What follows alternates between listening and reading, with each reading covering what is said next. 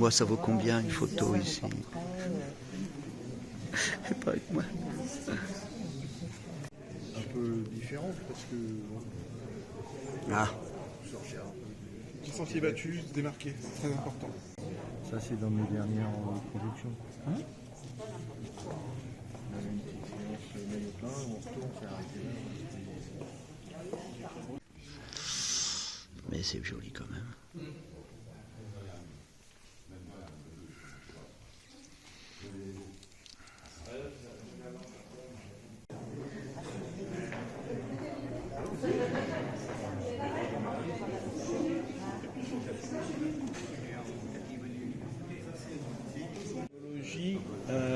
Qui débute fin 2013, début 2014, durant la révolution du Maïdan à Kiev, où les gens sont descendus dans la rue pour manifester contre les violences policières sur de jeunes étudiants qui, eux, revendiquaient un rapprochement avec l'Union européenne plutôt que la Fédération de Russie. Ouais.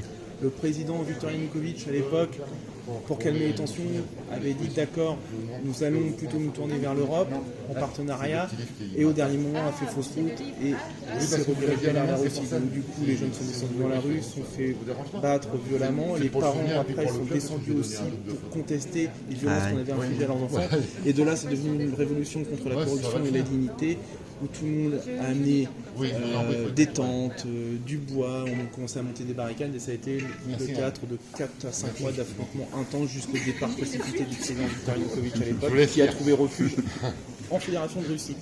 À l'issue de ça, il y a dans le Donbass, dans l'extrême est de l'Ukraine, il y a commencé à y avoir quelques tensions parce que cette révolution a amené fatalement des mouvances d'extrême droite à tendance néo-nazie. Et ces tendances néo-nazies auraient voulu éradiquer complètement le russe de la région minière du Donbass, c'est-à-dire interdire la pratique de la langue russe. Seulement dans cette région, il y a des gens qui sont russophones, qui ne parlent que le russe. Il y a des gens aussi qui parlent un dialecte, un mélange d'ukrainien et de russe. Ces gens-là n'ont pas accepté, ont commencé à avoir peur, ils se sont demandé si ça commence par nous interdire de parler notre propre langue, comment ça va se terminer. Donc ces gens-là ont par le biais d'un référendum populaire, s'est autoproclamée indépendante, chose que la souveraineté de l'Ukraine a totalement refusée et a décidé de lancer une opération antiterroriste pour reprendre le contrôle de ce petit territoire qui s'appelle le Donbass, qui est en gros une petite région de 200 km sur 300 avec deux grandes villes, Lugansk et Donetsk. Ouais. Donc forcément on en est arrivé fatalement à un affrontement armé. Ces militaires-là, ce sont des militaires à idéologie néo-nazie qui n'hésitent pas à arborer sur leur uniforme les têtes de mort de la SS, les couleurs du parti d'extrême droite ukrainien. C'est formidable aussi. C'est le nombre de trous dans la porte là. Voilà. Fallait pas être derrière. Après, quand on s'intéresse un peu au tout, on trouve énormément d'informations sur Internet, d'heures d'informations. Ouais. Mais non, chez nous, ça n'intéresse plus personne. Vous savez, quand vous avez un pays qui fait 50 ans en guerre, c'est une garde de tranchée, ça n'a pas bougé d'un centimètre, ça n'intéresse plus personne. Et il y a la Russie derrière. Il y a la Russie qui alimente en armes, qui alimente en argent. Dans la ville de Avdiivka, face à l'aéroport de Donetsk, en fait, on est sur un théâtre d'opération, c'est une guerre de tranchées. Une guerre de tranchées, Ouais. à une centaine de mètres face à face. On voit d'ailleurs les Ici, vous êtes à 100 à mètres l'intérieur. des tranchées séparatistes pro-russes. Ici, vous êtes à 40 mètres. Et il y avait une ultime position où j'ai refusé d'aller, qui était à 15 mètres. Ouais, bah c'est un peu dangereux quand même. Hein. Ça va être un petit peu tendu. Autour de cet aéroport, il y a des petits villages.